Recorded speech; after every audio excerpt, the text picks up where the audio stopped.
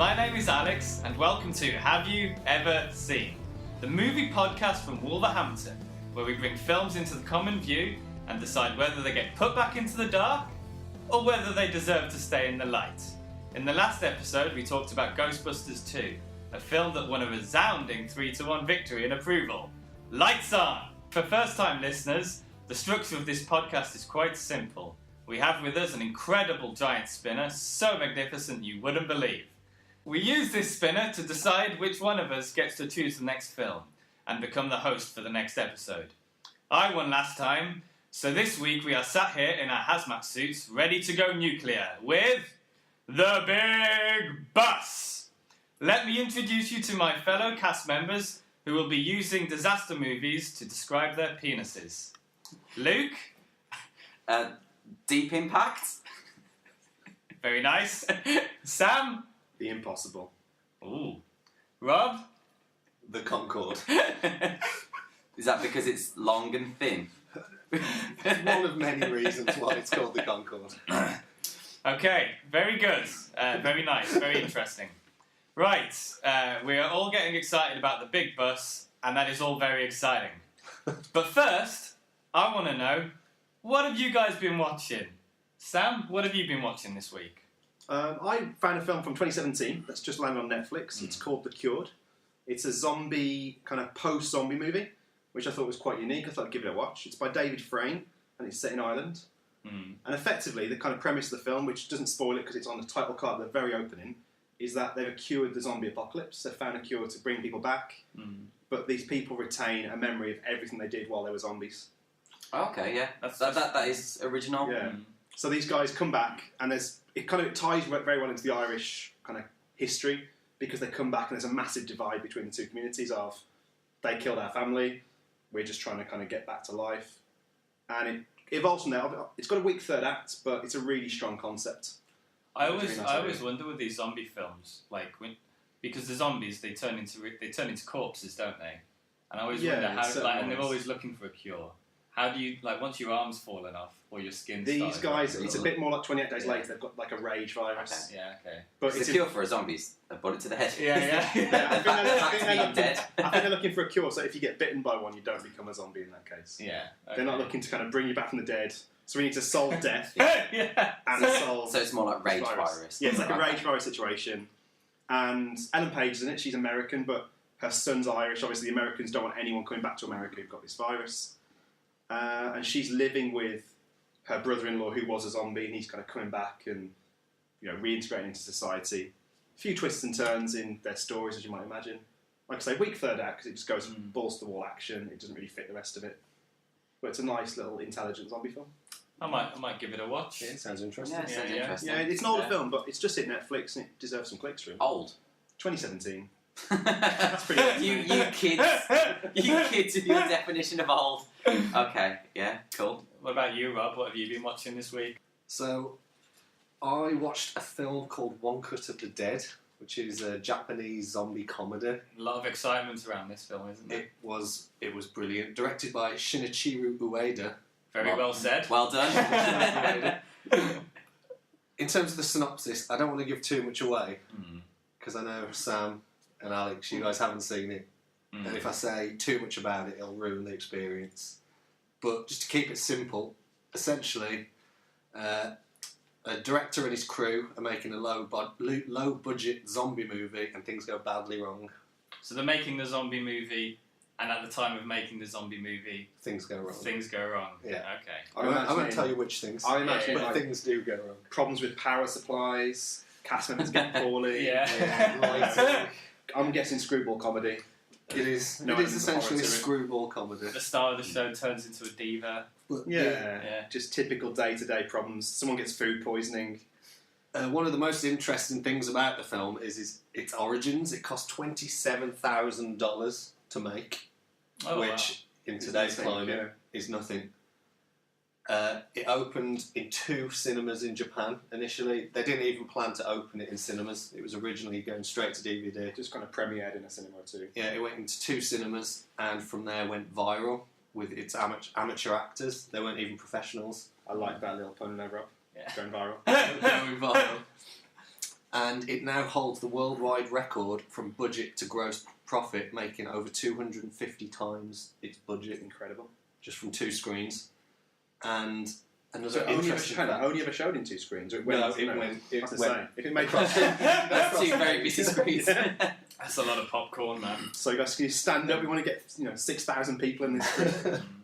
In Japan alone, it had more takings than Solo and Black Panther combined.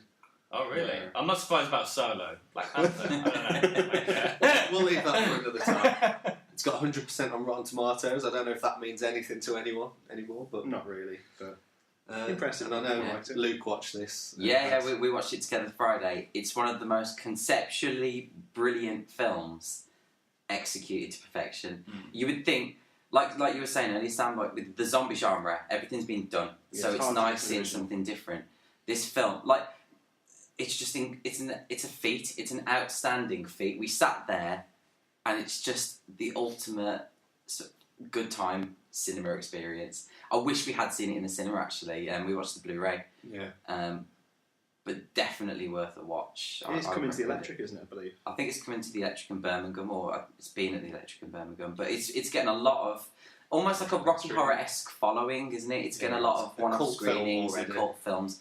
So, just to double up on what Rob said, I really would go into this film cold though. A big part of the enjoyment is not fully knowing what the premise is, because there's a big payoff to part of the film. Okay. And you really need to go in blind if possible. So yeah, I agree, Rob. Definitely worth a watch. Yeah, just listen to us and go and watch it right now. Like, it's already on both of our top 10 lists. It's probably up there as number 1 for 29. It's going to be hard to top for me. Yeah. Is Child's Play coming out this year, though? I know you're very excited about Oh, that. let's not mention that. Hashtag not my Chucky. Let's quickly move on. Moving on. Luke, what have you been watching this week? Well, I was watching the same as Rob, but the other thing I've been watching this week is Red Dwarf's recently been reissued on Blu-ray, Series 1 to 8. Now, I'm a massive Red Dwarf fan. I think I've watched all the episodes maybe 10, 20 times each. Yeah. So I've just been binging them again, as is standard. And it's great. It's one of the greatest TV shows I've ever seen. And it's a shame watching it on Blu-ray. It was originally shot on video. Yeah. So it's like polishing a turd. They didn't really. It was Like they lost the master tapes, and they're restoring it from like 1-inch video, sort of reel, and it's all the imperfections are shown. It does look better than it will ever look. It's and they've restored the original aspect ratio, but it's just revisiting it. Again for the 100th time. It's one of the most smartly written, brilliantly executed shows ever. I can't recommend it highly enough, and I know it has its dips sort of towards 7, 8, Series 7 and 8. But if anyone's not been following the Dave series, sort of from I've not watched any Series of 10, 11, 12, 10, 11, 12 really are a return back to form, so I definitely would recommend that. That's in my future viewing over the next week or two. I'm just going to plough through all of them again and hope for a Series 13 And still your announcement. Blu-ray after that then? Yeah, still on Blu-ray, but if you've already got the DVDs, I wouldn't really break yourself to go and spend the 40 quid on buying the Blu-rays, quality's not there, because it not really about is. the look of it. It's just an upscale. It's you can't really have a Blu-ray remaster of the original broadcast, but it's great. What's weird is I was watching Twilight Zone again last night. I've got the Blu-rays of that, and that looks incredible. That looks absolutely flawless for a show that's so much older. Fairly current as well, But- since Jordan Peele is bringing that back. Oh man, I'm so excited. I love Jordan Twilight Peele Zone can as do well. no wrong at the moment. Yeah, he's brilliant. He's no Rod Serling, Yeah. but he's brilliant. But so Red Dwarf, brilliant. But I mean, of everything, including the big bus, which we're about to talk about, without spoiling what my feelings are towards it, One Cut of the Dead is definitely the film that you should be going home after this podcast and trying to search out and watch, because it's fantastic. Well, talking about films that you should seek out and watch if you haven't already, Bohemian Rhapsody is a film I would not recommend to go and seek out. Oh, controversial. Yeah. Do you mean Oscar nominated? Oscar nominated Bohemian Rhapsody. Bohemian. Box office smash. I've nicknamed it Bohemian Crapsody just now. No, I watched it this week finally, and I thought to myself, this is really good. I'm having a great time. This is really good. Although the plot is moving a bit quickly and everything just seems to be happening without any sort of reason behind it. And then the more I think about it, I love Queen, and I think I just enjoyed the songs. I just enjoyed the music, and I don't think I enjoyed the film. There was barely any character development, and the more I think about it, the more average the film gets. I mean, Rami Malek was cool. He was all right. I don't think it was an outstanding. I don't think it was an outstanding performance. Actually, no. I think he was average. I thought he did a good job. I think the best moment in that film is the great performance at the end for Live Aid. And honestly, watch the YouTube clip of the real thing. It's 10 times better. Yeah. Might I just disagree with you a little bit there? Guys, Yeah. like I agree that the film is pretty average. It's a typical biopic, music biopic. They're all followed the same sort of formula. Performance-wise, though, I think Rami Malek was fantastic. I think seeing how subtle his transformation from insecure young sort of man who doesn't know where his place is with the cultural differences and things he's facing, to the exaggerated icon that we all know as Freddie Mercury towards the end. I think that's an arc that we typically only ever see like in a series, like Breaking Bad. Yeah. And I think he manages that really well. When you consider that films aren't shot chronologically, and how he must have really consciously made the effort to show that progression throughout the film, I think it's a really impressive feat. The way he went from insecure, young bloke to Freddie Mercury, the Freddie Mercury. I think that's really impressive. No, I mean, I came out with a big smile on my face. I'll say that. Yeah, I mean, I'm happy. I enjoyed it. I enjoyed the music and I enjoyed the songs, and I don't think Rami Malek was bad. No, it's not bad. I don't think it's Oscar worthy. I don't think it's Oscar worthy. We say that, right? Yeah. We say Oscar worthy. Yeah. I don't think any of us actually respect the Oscars for being any indicator of the quality of. They are kind of meaningless. Yeah. In terms of they are mostly political, and they just tick a box. But yeah, I agree. It was a good popcorn film. Yeah, I'm surprised. For me, it almost felt like a made-for-TV. film. Yeah. Do you know that kind of vibe? The budget didn't seem very big in most, but apart from the concert scenes, it mainly felt like, okay, we're in this little record studio that could just be any set. Yeah. We're in this, barn that is actually, I think, the real barn, perhaps, where they actually recorded their album. Like back in the day when the BBC would do like a one-off sort of special. Which is nice, actually. It felt like a really good one of those. Yeah. I don't think it felt like Oscar contender. Again, saying Oscars. It was just, for me, it was just a very, just bit by bit film. There was no, I didn't feel the fluidity throughout the film. I didn't feel any relationship between the characters. Although I did think the original plan was good. Brian May's original plan, which was that the film would carry on past his death and be about them, which is the least interesting part of Queen's history. Yeah. I mean, I would have done more character development with the other members of the bands and just had some. They were uncanny in terms of performance. Actually, I think they were better than Rami Malek. Yeah. Fun fact: I didn't notice till after the film finished. The bass player. I can't remember his name. The bass player. Yeah. We'll insert this in a second. That's obviously Joseph Mazzello playing bassist John Deacon. Yeah. Is the kid from Jurassic Park. Is it? It is the little boy from Jurassic Park. And when you watch it now, you'll be like, Alex has just changed his mind on this film. He was in this film as well. Yeah. Band of Brothers film. Yeah, I just couldn't believe it. Like, I can see that. You see it now and you're like, oh my god, it's the kid from Jurassic Park. Wow. Yeah, so he's still working, so well done. Good job, kid from Jurassic Park. Just knocking out those bass lines. That's it. Yeah, all I could think about when looking at all the performances of the guys in Queen was it was very stars in your eyes. Yes. Speaking of stars in your eyes, the other thing I've seen this week is a wonderful video that Alex showed us. And just before we finish this section, I would definitely recommend pausing us and going to Google this, YouTube this. Is it Russian stars in their eyes? Yeah, I think it's Greek. Russian. Stars in their eyes. Stevie Wonder. Watch it and let us know what you think. That's what the film should be made of. I want to see a theatrical version of Greek Stevie Wonder from Stars in Their Eyes. Lovely. They've got slightly different rules around PC and kind of racial sympathies in those countries, haven't they, I think? Lovely little tangent there. Thank you very much. Right, I think it's time to move on to the main course of this podcast, do you think? What do you think, guys? Yeah, let's move on. Yeah, Wonderful. okay. Beyond pleasure. Toxic chemical waste. Are back. There have been disaster movies about fiery infernos, airports, luxury liners, and lighter-than-air craft. And now...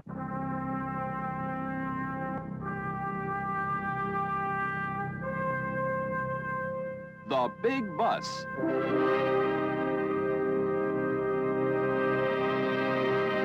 Right. We have all seen movies about big boats, big planes, big balloons, and other big shizzle. But now it's time for a film about a big bus. Alex, sorry to throw you off. Yeah. What's a big balloon film? What you've been watching? Hindenburg. Oh, okay. Sorry. Balloon? Dirigible? Dirigible. We don't want to... Okay, go on, carry on. I've thrown you off. Carry on. Up's got some pretty big, lots of small It's balloons. not a balloon. Lots of small It's a balloons. house. Oh, yeah. The Hindenburg. Alex, balloon. just host the show. Okay, I'm hosting. Okay, The Big Bus, as we all know, was made in 1976. Sam, what was everybody watching in 1976? I'd argue they weren't watching The Big Bus. It was a year we had Rocky, Taxi Driver, All the President's Men, Marathon Man. We had, A Star Is Born, Silver Streak, a much better film about a large vehicle on the run. Logan's Run. The remake of King Kong came out that year. It was a huge year. Better comedies. I'm saying better, sorry. I'm jumping in too soon. But Pink Panther Strikes Again. Freaky Friday. Car Wash. It was a crazy year. So going into Rocky, I think is the greatest film of all time. So anything in that year, I'm going to just judge against Rocky. So The Big Bus is now going up against Oscar-winning Rocky. I think I Big don't Bus think the did romance pretty was quite well. as strong as Rocky and Adrian, was it? I think The Big Bus has got a big chin. So Big Bus didn't get any Oscar nominations in '76, Alex? Well, no Oscar nominations. I mean, you all know that we respect and love the Oscars. And the Oscars are fantastic, despite all the controversies in recent years. Anyway, back to The Big Bus. From my research, I can see that The Big Bus emerged from a backdrop of a surge of disaster movies such as The Poseidon Adventure, The Towering Inferno, and The Hindenburg. Is that balloon movie? That's the balloon movie! Unfortunately, The Big Bus didn't quite ride the wave generated by these films with too much success. It was a critical plank and a financial disappointment. But don't turn off just yet. Driving in under the radar, this slapstick action comedy film may have been ahead of its time, paving the way for much more recognisable films such as Airplane and Airplane 2. However, time seems to be judging this film favourably, and it may be time to shine some light back on this film and kickstart the much vaunted Blu-ray production line. I'm liking your new light metaphor that we've now taken on. Right, okay. Anyway, I'll throw it to you, Luke, about the plot. What do you have to say about the plot? Well, what do I say about the plot of The Big Bus? It's starring massive celebrities, Stockard Channing, who was Rizzo from Greece, and Joseph Bologna, who you will all know from Transylvania 65000 and Big Daddy. The Big Bus is about a nuclear-powered bus called Cyclops, ready for a world first, a non-stop service from New York to Denver. As you can imagine, when it comes to a world first, something is bound to go wrong. An explosion planted by Iron Man, not that Iron Man, that would have made a far more interesting film, and his brother Alex, not me, takes out the main and co-driver of Cyclops, leaving only a disgraced bus driver named Dan Torrance and a bloke called Shoulders as the only people who can handle the job of getting the bus from New York to Denver. Shoulders prone to blackouts. Yeah, pretty driving. So it's a pretty great plot if I do say so myself. But anyway, I know what I think. I'm not interested in what I think anymore. I want to know what everybody else thinks. So let's start with you, Rob. What did you think in general about The Big Bus?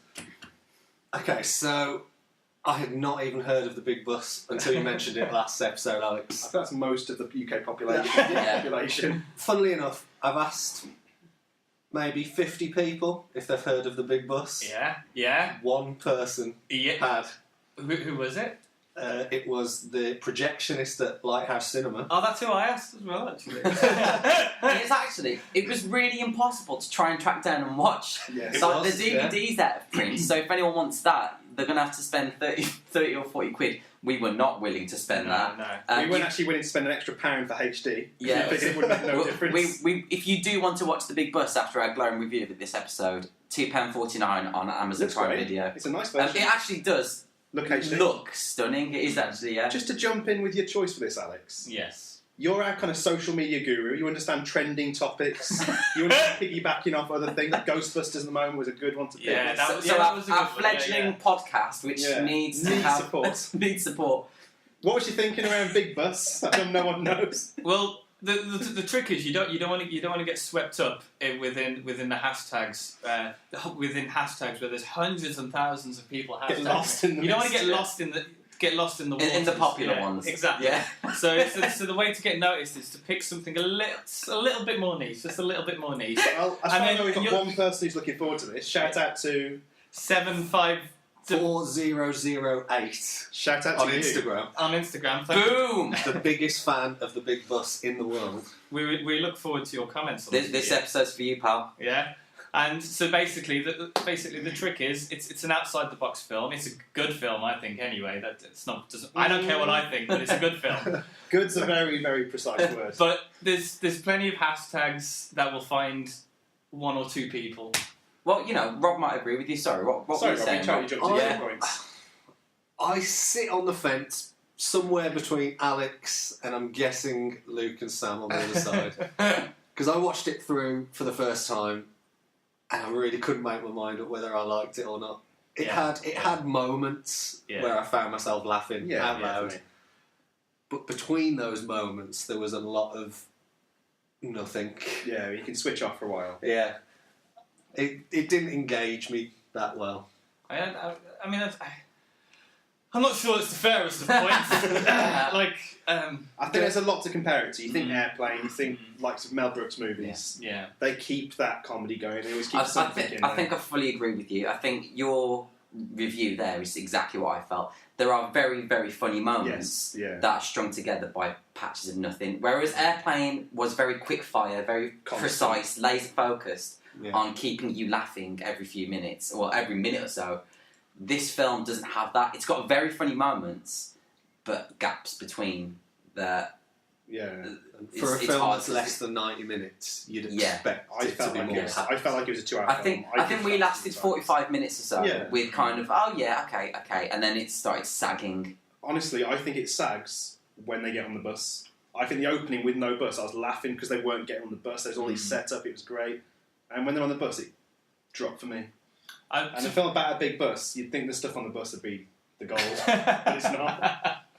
I mean, to be fair, like I watched this film loads of times when I was a little bit younger than what I am now, and when I watched it with you guys recently, I do have to admit that I remembered the first half of that film or the first chunk of that film almost scene for scene, and the second half of the film or the last third of the film at least completely took me by surprise. I don't know why it just went out of my memory, but then I guess it does play into that sort of theme that for me, it's really I really enjoy the film minute to minute, up until maybe they get on the bus. Well, not until they get on the bus, but I mean, maybe up until the first explosion on the bus or something, the first incident, the first big incident, and then it just seems to drift. I guess it does drift because it probably doesn't have an ending in mind. It has to buy into disaster tropes, doesn't it? Which is what I think you were saying, Luke, it really plays upon. I mean, that being said, it's not an outright bad film. It's not a film I would avoid, or if it was on TV, I'd probably sit and watch again. It's not a bad film.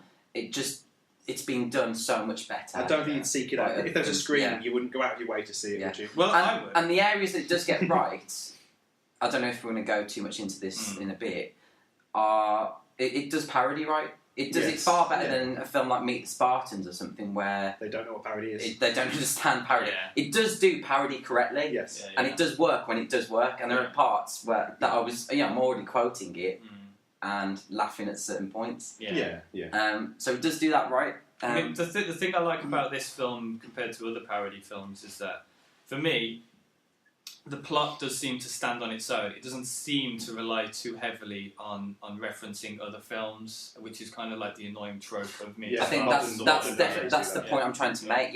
I mean, one of the strongest things about it, and I think the strongest thing about most of the best parody films. Good ones. Are that they stand alone. They don't reference directly any other specific film necessarily. I mean, things like Young Frankenstein work as a sort of shadow. It's a homage, though, isn't it? That's a very different thing. Meet the Spartans is not a homage to anything. It's not. Is it? I mean, there's very clever parts of Big Bus where they play upon tropes. Yes, they're the best moments. Familiar tropes that they subvert or spin or exaggerate to a degree where it's ridiculously funny. I'd argue that's every bit you remember and talk about afterwards are those bits. But the issue is, those moments can all be found in a 5-minute YouTube compilation because they are the funny parts, and then the rest of it is filler. I mean, sometimes you need a bit of filler. You know, 80 minutes of filler. Yeah. For me, it was struggling from the get-go because, to tell you the truth, a spoof disaster film isn't high on my list of genres that I'd go to watch, just out of choice. Yeah. Well, I guess that's part of the reason why I struggled, because I don't think spoof disaster existed as a genre, did it? It's funny that even in the 70s you didn't get, because that was such a period, wasn't it, for disaster movies? Yeah. It's funny that you didn't get an audience then.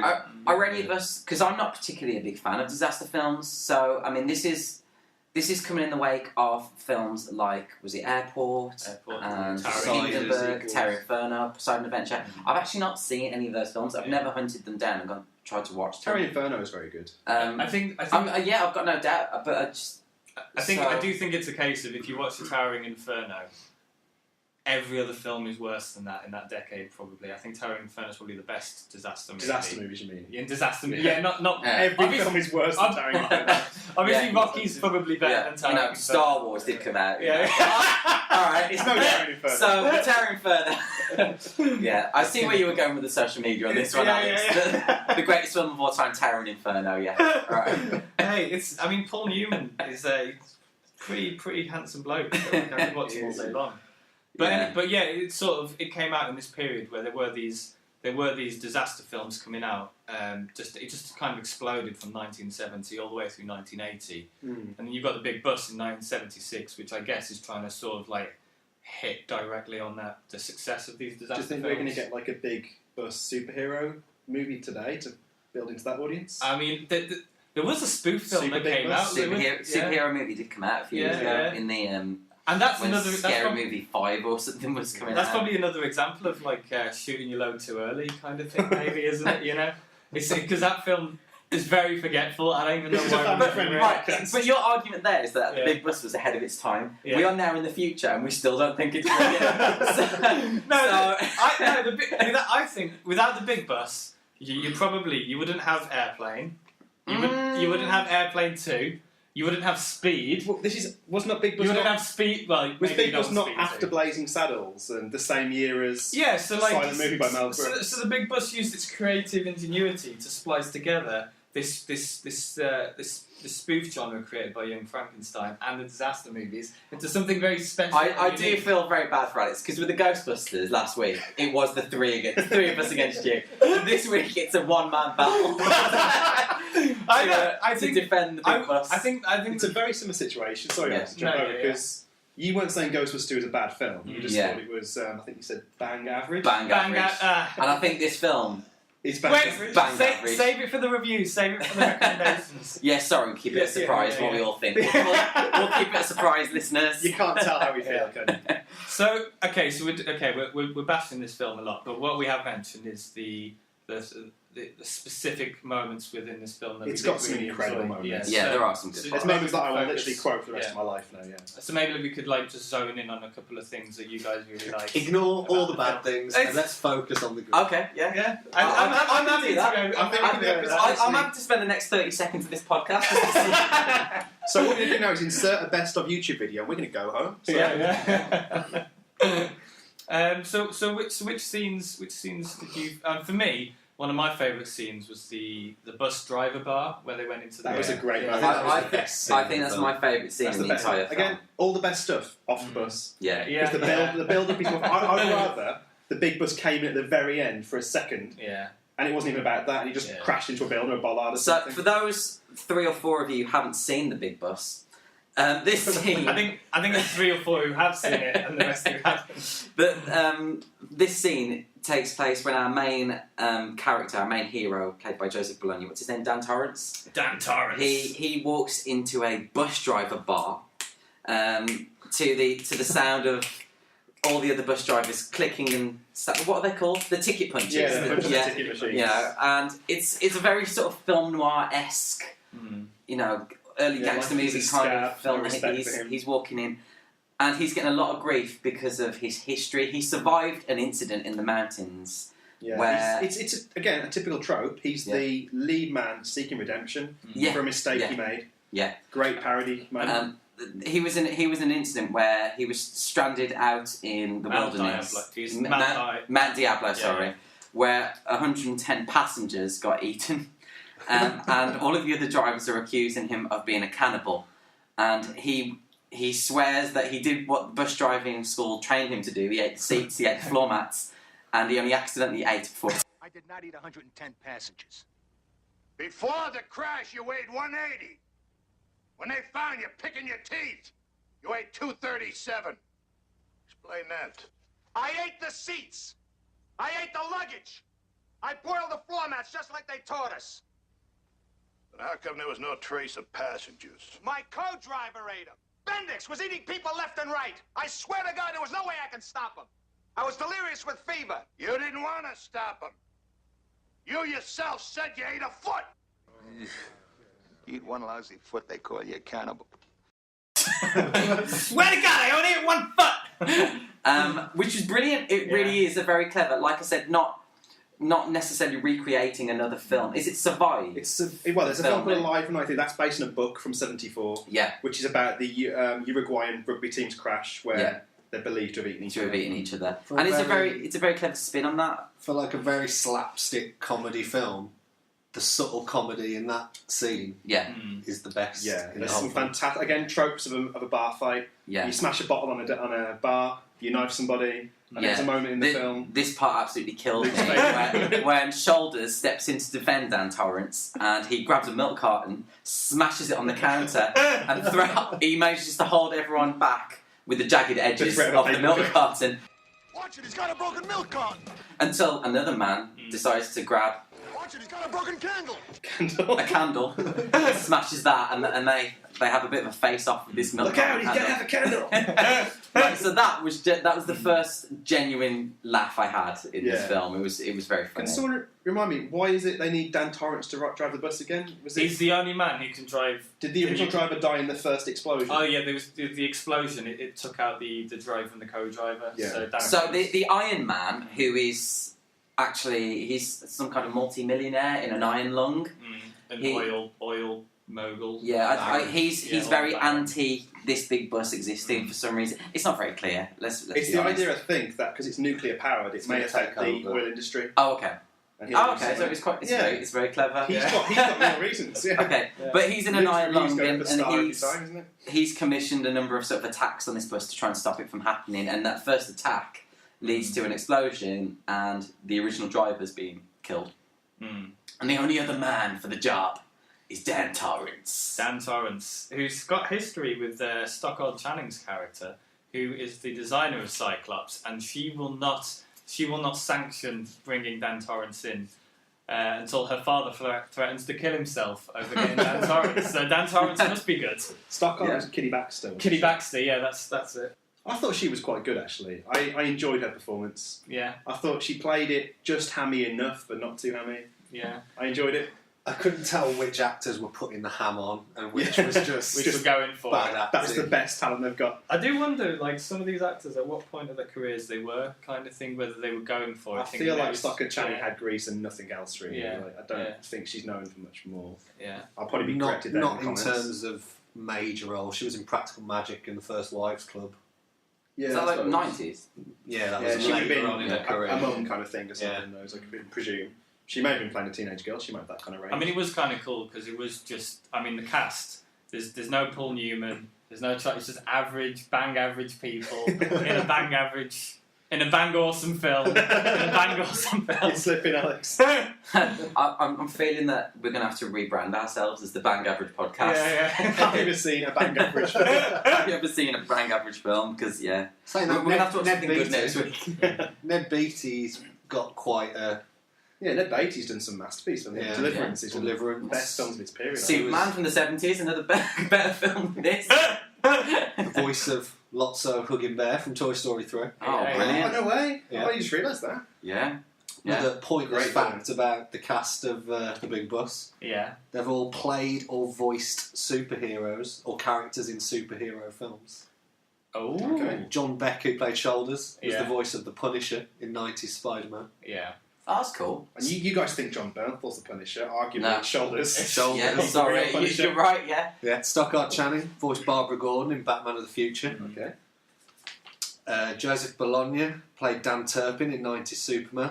Voiced him again, so he must have done a good job. But we all love Dan Turpin, our favourite Superman character. He's probably got more charisma than Cavill, though, so... Yeah. Superman. Yeah, I really like Joseph Bologna. I think he was I one of the thought he strongest was- things yeah. in this Yeah, film. I think He's- he'd be a good charisma. Superman. He's painted. He was doing kind of what in Spaceballs that Bill Pullman or Paxton. Forgettable actor Bill Pullman. Forgettable actor Bill Paxton. It's Bill Pullman. He was doing what Bill Pullman was doing in Spaceballs, that kind of rugged Yeah. anti-hero. Yeah. Kind of all Harrison Ford's characters merged Yeah, into one. yeah. I almost feel like Joseph Bologna was maybe born for the role. A big bus. Yeah, this was role. That's the most depressing thing to be born for. I keep calling, Mom, I'm going to go be an actor. One day they'll need me to parody a bus driver. But he Yeah. does have a yeah. He's great in it. I like Yeah, his he's role. great. He's very serious, which is the big thing with these films. Mm. You've got to be serious. Another favourite moment of mine, looking at these tropes and things that they were parodying, is the moment where he goes to, is it his dad's grave? Yeah. His dad's grave. And he's standing there talking to his dad's gravestone, another typical movie, you know. We see that in Rocky, we see it in a lot of movies. Yeah, we see Lethal Weapon.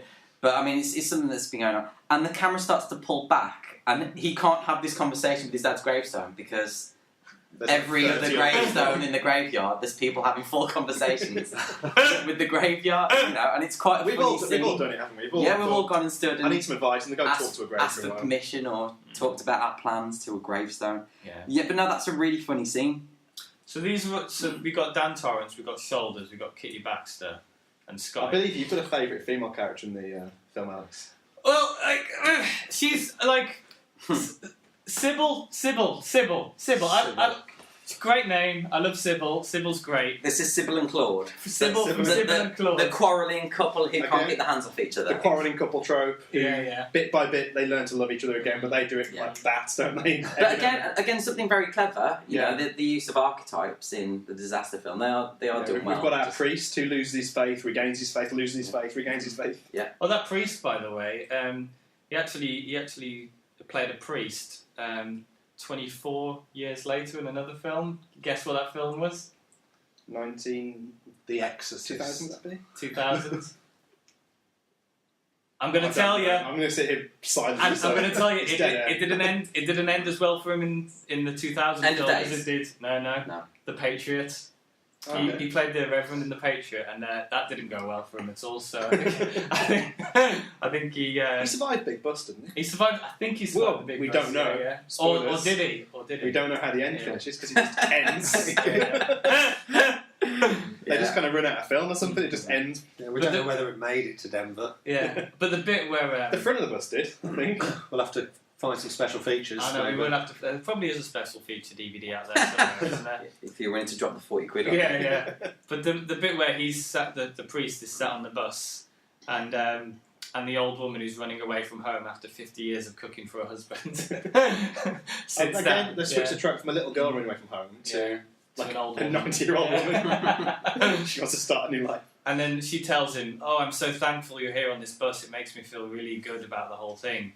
And he's like, "So thankful, glad that I'm here. You know, you could be sitting next to the window seat, but I got the window seat. You didn't get the window seat. Where's your God now?" Where's your God now, old woman?" But like even he has like a nice character arc. Yeah. That sort of comes. He finds his faith again, doesn't he, towards the end? I love that you're trying to I love that you're trying to put forward the idea that this film is full of, you know, well thought out character arcs. It is. Sybil and Claude, they get on the bus, they hate each other, they're going through a divorce, the divorce is final at midnight, there's this love-hate relationship, they can't stand each other, but within the disaster and the crisis of the big bus, with things going wrong everywhere, they realise that they love each other again, and they have to get themselves remarried. Yeah. By Don. Like all these characters, they seem to have an arc that starts and finishes within this film, which is more than could be said for a lot of films that are made. You know, like The characters have arcs, but the story itself doesn't. Okay, so Yeah, the story just. I think this is the theme throughout the Big Bus, isn't it? I think it's character rich. I think we can say it's character rich. My favourite character, again, I don't think he has much of an arc, is Tommy Joyce, Yeah. the piano player in the Oriental Lounge on the Big Bus. Hi folks, I'm Tommy Joyce, and I'll play your choice. A slow tune, a show tune, a love song, a sad song, but never a wrong song because I'm Tommy Joyce. Hey. He was absolutely phenomenal. He's challenge to people is, Tommy Joyce, and I can play anything. And is it the man who's dying says, you can't play anything. I got 6 months to live. I've got 6 months to live, and then Tommy Joyce sings a song about having 6 months to live. What'll it be, sir? What difference does it make? I've only got 6 months to live. Hey, 6 months to live. That's all they'll give him. 6 months to live. Not much time to live, and he may see summer, but he won't see fall. So forget about Christmas. Oh, And it's you got quite funny. 6 months to live. 6 months to live. Like, I looked into it, and because I recognise Tommy Joyce, he does look a bit like Piers Morgan. I don't know whether you noticed that. As does the homeless pigeon lady from Home Alone 2.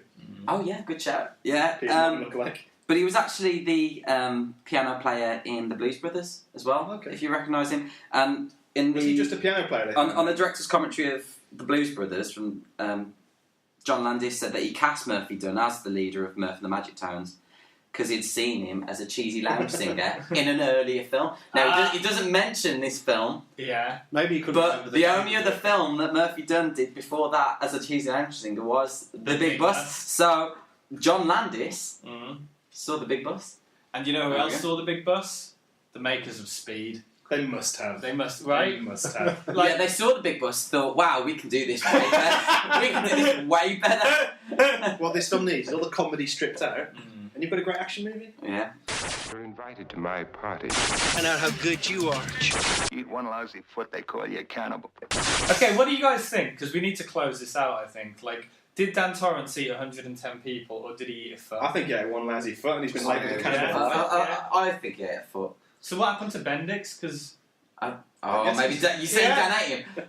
maybe it was Bendix's Let's make a foot. prequel. Yeah, we should make a prequel. The Mount Yeah. Diablo. The Big Bus. Disaster. In a live Colon. Republic. Yeah, Mount Diablo. Yeah. Yeah. Because we keep talking about Bendix. Like a Star Wars, Mount Diablo, a Big Bus story, because we need the name recognition. We could do a hard-hitting drama about a little old lady living with her husband and getting sick of cooking dinners. Yeah. A Big I Bus mean, I'm story. sure all the key actors who are still alive in this film haven't worked in about 40 years anyway, So they could so probably we could do get it, them. but Dan We could get them Torrance back. is long dead, I'm afraid. I don't think Sybil's 2012. doing Oh, anything. man. We could cast a young Dan Torrance then. Yeah. I honestly think, Adam Sandler. I think Bendix ate a foot, and I think Dan Torrance ate 110 people. Bendix being the 110. Included. Bendix Because he got can say what he screwed. wants about Bendix, can't he? We don't know what happened to him. Like, Bendix is... History is written by the winners. Exactly. Coincidentally, talking about people who've survived and died, did we mention that James Frawley, the director of this, who directed the Muppet movie and other films that no one's heard of, he actually just died 22nd of January 2019. So it's kind of like Rest in fitting peace. that we are now watching his second biggest film Which is after the Muppet movie. magnificent second biggest film, Yeah. might I add.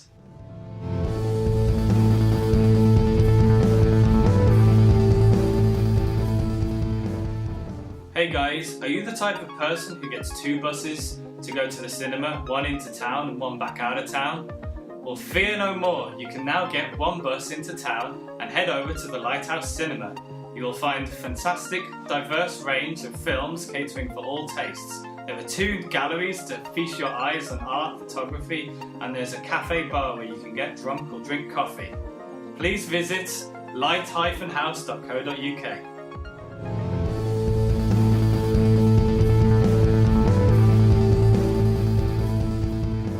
So, Alex, you were saying the film is character-rich, and one of the biggest characters of the film, I think, really could be the bus. Let's talk about the bus. I guess Cyclops is the biggest character in the bus. He's definitely the most expensive character in the bus, isn't he? I mean, does anyone know how much he cost? I think it was about $250,000. $250,000. Purely for the prop of Think the of all bus. those starving African children who could have benefited. I mean, they could have used a miniature. They could have done some. Who was the producer who sanctioned that? Can you imagine that? Like, I want to spend £250,000 on a bus. Bear in mind, the film only grossed domestically $3.5 million, Yeah. and the bus cost $250,000. I mean, to be fair, the film is called The Big Bus. It's like having Titanic without spending money on the Titanic. Surely that's just the functioning bus. They would have had to build sets for the inside because you're not inside the bus, are they? They're sets as well. Yeah, they're inside. So the cost must have been even higher than that. So the inside of the bus is actually pretty impressive, and again, another source of the comedy because Impossible. there is a bowling alley that is on the bus, which is very funny when he slams the brakes on at one point, and all the pins and the balls go everywhere. A functioning pool. Yeah, there's a swimming pool. What else is there? Elite diners, kind of 5-star The Captain's restaurants. Lounge. Yeah, the Oriental. The Oriental Bar. The Oriental with Tommy Bar. Joyce. But yeah, I mean, a fun fact about the bus.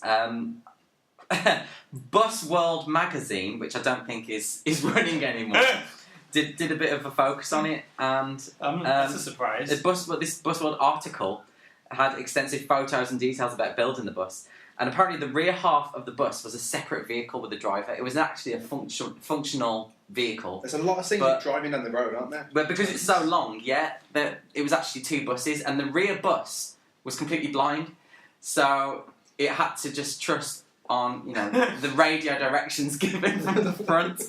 So I think the real disaster could have actually been caught on film. Yeah. Like having 2 separate buses. Maybe that's why it just ends randomly, because actually the bus... Maybe it went off the cliff. It sounds like a health and safety nightmare. Yeah. This film wouldn't get made today. So that very last shot when the bus splits into 2 and they just carry on driving, do you reckon that was real? I think that happened. that probably just happened. Yeah. There were points when I was watching the bus driving down the highway when it genuinely looked like it was going to topple over. Yeah, yeah. It did how fast do you have to get to break wind? Was it 90? With breaking wind It's at not 90. even very fast, is it? Yeah. So anyway, I mean, the big bus.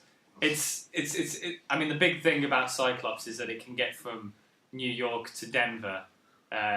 I had to Google where Denver was. I'm not much into my American It's geography. nuclear energy. And Denver's nowhere, is it? It's just the middle of nowhere. That's the joke, isn't it, I suppose? But I mean, if we just have a look at it, the bus did stop. It stopped on that cliff edge.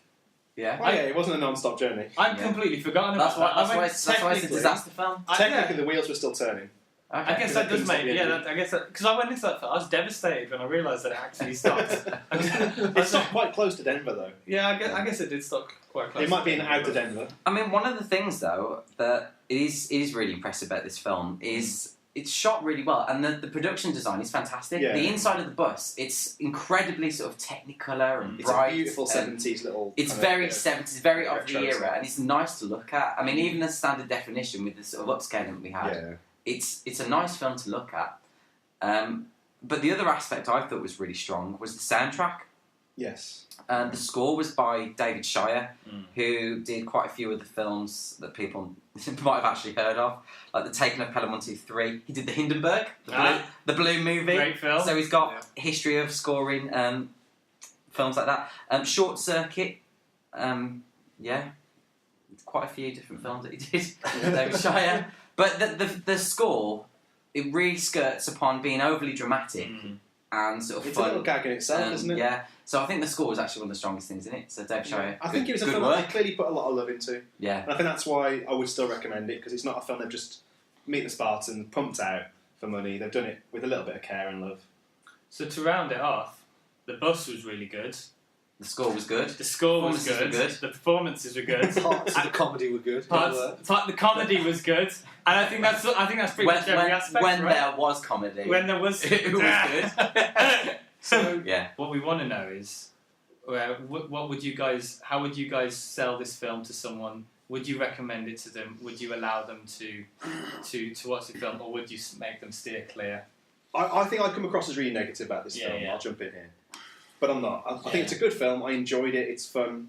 It's the kind of film, if you've got a copy, if you find a copy on like a rainy afternoon, it's good fun. I wouldn't seek it out, pay £40 for the DVD, which is out of print. I wouldn't go out of your way, because it's I don't think it's good enough to recommend. Better disaster movies than better parody movies. There's far better parodies, far better disaster movies, but it is fun. It's got some great moments, brilliant lines. I think it's a watch. That's a recommendation in my book. Rob, what about you? I'm going to steal your saying for this. Yeah. It was bang average. Oh, However, I'm with Sam. The good moments would make me watch it again. Yeah. Yeah, I wouldn't go out of my way, but if it was on TV, I'd probably watch the first 45 minutes. Yeah. And then drift off onto something else. Yeah. By the end, I was losing it. Yeah. I think the comedy, as you said, Luke, it was kind of more spaced apart. There's more gaps. Yeah. For a spoof of a disaster film, it didn't feel like there was enough real danger in the film. I think that's part of the joke as well, isn't it? That actually it's quite... Because literally they could get off the bus. Lots of times they could get off the bus quite easily. But they can't, because these passengers paid for non-stop They did. non-stop, and that's what they're going to get. In a bomb or no bomb. In a bus that can break wind at 90, there's no need to get off. I mean, that's the thing. We are trashing it a little bit, but actually we are quoting it and we are laughing at those it's great. moments. I enjoyed it. It's fun. So even though I think it is pretty average, I'd say watch it. Yeah. Speaking of in real the context, danger, it's ridiculous. The main danger of this film, a bit of behind the scenes here, was Stockard Channing almost drowning in the fizzy drink scene at the end of the film. That would have been a delicious way to go, wouldn't it? Yeah. That was the only real danger during the film. Yeah. That was also a scene that didn't make sense, by the way, wasn't it? Because the liquid was already there. so again, for those 3 or 4 who haven't seen this film, in an Italian Job-esque moment... I don't think Italian Job-esque. I think it directs our bus is now half hanging off the edge of a mountain road, and... Which from the pans out, not very high up. Not well, yeah. And the back end needs a little bit more sort of ballast. Yeah, a bit more ballast, needs a bit more weight, just need to pull it back a bit. So they decide to flood the back end with all the soda machines at the back. That's already in the kitchen. That's already in the kitchen, so the physics doesn't actually make sense. But they start filling up the back end of the bus with fizzy pop. Stockard Channing's unconscious at the moment when they say, is anybody back there? Yeah. Seal the doors and start the pump. Yeah. Another, pretty funny moment. Yeah, it's great. Yeah. I do like the bit where he's stood on the car outside, trying to throw that rope onto the tree. Yeah. And he fails the first one, and everyone's just like, "You missed. You missed." He's like, "I know I missed." But yeah, I would recommend this film. I recommended it to all you guys to watch. I think it's a good watch. I wouldn't go out my way to go find this film because immediately after recommending this film, I realised that I couldn't find my DVD of it anywhere. And I went into charity shops in Dudley, Wolverhampton. I couldn't find it anywhere. I went into some second-hand DVD shops and I looked it up and I found that there was a DVD for sale, but I had to go all the way to Stoke to find it. I looked at the bus tickets on the National Express website and I found out that the website crashed and it just would not let me book a bus. That's a true disaster with this film. So what you're saying is it's not worth a trip to Stoke. It's not worth a trip to Stoke to watch, and that's my official if you've already got it, why not? Yeah, exactly. Yeah. Luke? Yeah, I mean that's it. It's probably worth a watch with friends. It's not a great film in its own right, really. It's a bit ridiculous, a bit silly. And like stand the test. We said earlier, the ending is sort of pretty weak, and it comes to a very abrupt end. The film just kind of stops. That alone made us laugh out loud because it just ends. Kind of couldn't believe it when it ended like that. Actually, I'd completely forgotten. But yeah. To me, it feels like the sort of movie that if you'd grown up watching it on VHS, you probably have a bit more love for it. Yeah. Bit like Ghostbusters 2, maybe, which you watched it having not seen that. May I just add that I think officially the Big Bus has got 4 recommendations, and I think Ghostbusters 2 only got 3. So on the have you ever seen ranking, out of 2, this is the better film than Ghostbusters. No, it's not. According to our ranking system, it's a much better film. Oh dear. We'd have to give it 4 stars compared to 3. Yeah. The year 3009. Full contact karate. It's her he's after. The bus cost an absolute fortune, didn't it? We were inspired by that when we look. Yeah. It took us to think, we need to spend a bit more money on this podcast. Yeah. So we've taken that money, we've invested it back into our spinner. Yeah. Which is now even taller. Yeah. Even bigger. We've added an extra 6 feet. It's got a self-washing mechanism as well. It does. It's actually built. It's from the remnants of an old washing machine. Yeah. That's what keeps it spinning. No one wanted to put a bowling alley on. I really tried. Yeah. No one wanted to do it. Yeah, that's it. So yeah, spinner. We can use that in a sec for hopefully Alex not to be chosen again for next episode. So yeah, what's currently trending? Let's watch an unknown film from 1961. 1976. Okay, I've been working out a lot recently. I'm going to get this right. I'm going to pull this spinner down, pull my pants up, and we're going to find out who gets to choose the film for next week. Ah! Look at it go. It's Sam. Oh, Sam, what are we going to be reviewing in the next episode? I thought long and hard about it. I was looking into buses. I was trying to find another bus-based movie. We've talked about Speed. I think there's not much to say. It's not as good as The Big Bus. But I was looking at what's trending this year, and I thought, I'm really excited about Endgame, Captain Marvel, all these superhero movies coming out this year. Oh, yeah. And I started thinking about which superheroes might have survived the Thanos click. Yeah. And I think the superhero who could actually bring everything back, he's not known for having any superpowers, but he is an expert in quack fu. It's Howard the Duck. Oh, snap! Across the sea of stars lies another world, a world almost exactly like ours. This is where he lives. He's 27 years old, single but searching. Favorite sports, windsurfing and Aikido. Favorite pastimes, cigars and sex. Howard the Duck, trapped in a world he never made. Anyway, is anyone up for a quiz? I think it's quiz o'clock. Cool. Let's go. Okay, can all the passengers please make their way to the Oriental Lounge? Tommy Joyce has Tommy Joyce has turned down the music, and we are ready for the quiz. Damn it, Tommy! Good acting, Okay. Good acting, Alex. Thanks. As good as the acting in The Big Bus. Oh my God! Look at that big balloon in the sky. Okay, so we'll start with an easy question. We'll start with an easy question. What is the name of the big bus? The bus itself. The bus itself. Okay, we ready? So we have Sam, Cyclops, that's point. Rob, Cyclops. Luke, Cyclops. Yeah. Very good, that's a full house. So Easy peasy. So, question 2, which you all know part of the answer of, but I'm gonna double this up. Which two characters from the Big Bus? Which two characters from the Big Bus appeared in the Dallas TV show as main characters? Two characters. Oh man. Do you need the actual character name or the actor name or just what their role was? I will accept any two characters by either the actor name or character I'll just name. take a guess now. I can't think of anyone else in it. I think I know one. The other one's tricky. You have to get both. One. You have to get both for the point. Both. Man, this is the number 2 difficulty question. Number 5 is going to be solid. I wasn't watching that closely. I don't think I've ever seen Dallas. Sam, the Doctor, and Shoulders nailed it. Really? Nailed it. Shoulders. Oh man. Rob, yeah, Larry Hagman, Car Park Doctor, and John Beck nailed it. Larry Hagman, the old lady. I think that old lady from Bus. Old lady from the bus. Was he like the main character in? I meant Shoulders. That's a guess. Yeah. I have no idea who Shoulders plays, but I know he did quite a lot of episodes. Oh, wow, okay. I did not know Dallas, yeah. Did you used to watch Dallas, Rob, with your mom? Your mum was a huge fan of Dallas. My mum was like... Was it Dallas or was super it... fan. I thought it was Dynasty. No, it was definitely Dallas. Yeah. Oh, wow. Rob, that was not fair then. Rob, Side note about Shoulders, in the bar fight, we never saw how he got out of it. He was surrounded by people. All he had was his milk carton. He just... And there was just an abrupt ending to that scene. Yeah. That's like the film itself. I imagine he killed every single one. that milk carton. He has to get on the road and spin the police. Okay, question 3. Okay, so this is a 2-part question. They're hard enough to see. Number 1 part of question 3. How many people was Dan Torrance accused of eating? And part 2, what is the overall capacity of the Big Bus Cyclops? Are you kidding? Do they say this? Oh, hang on. I think I know this actually.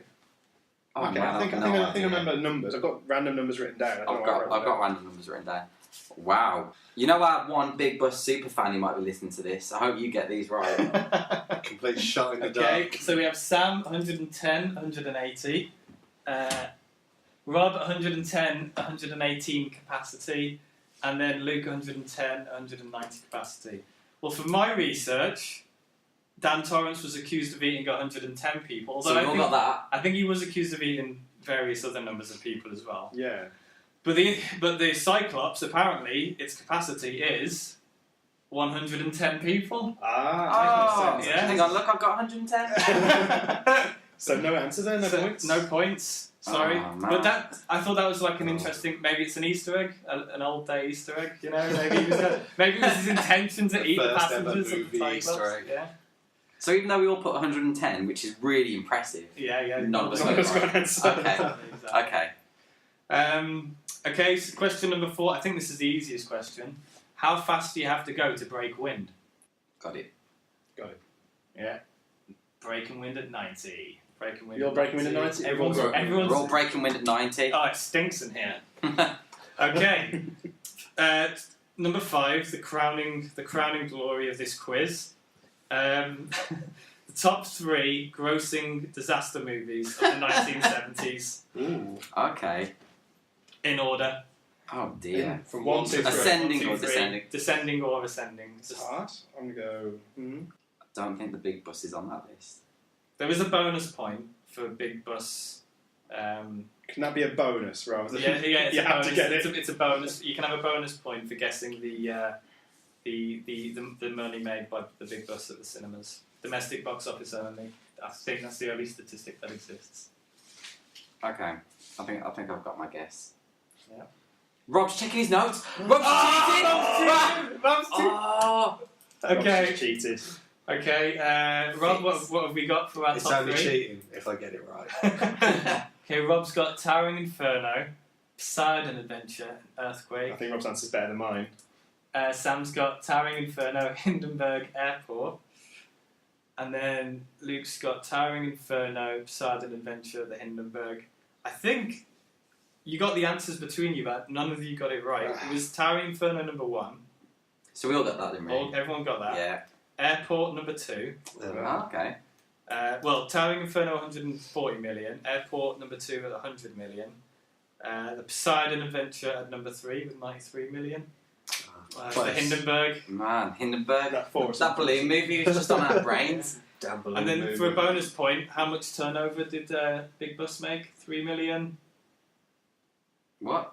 Sam's got 3 million as his. Oh, I didn't answered that. I didn't do that. Now. I'm going to put 3 million. 3.5. 3 million. Bonus point goes to Rob, 3.5. What? I put 3.5. Rob can check his notes. That is. That's the most ridiculously hard quiz ever. Like, we've seen the Big Bus and we can't get it right, so anyone who hasn't seen it, which is everyone. Yeah. So I got 3 points, Rob.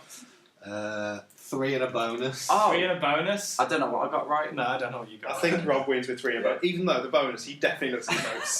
Don't worry, I'll listen to this podcast later on iTunes, and then I'll update the spreadsheet on the scores. Well, I'll listen to it later and see you hear a rustle of paper. Answer. So that's it for episode 2. Thank you very much for listening. We really appreciate it. Please check us out on Facebook, Twitter, and Instagram. We've put all of the links in the description. You can even drop us an email. We'd love to hear suggestions for future episodes. To quote Dan Torrance and to give you a word of advice, you eat one lousy foot and they call you a cannibal. See you next time.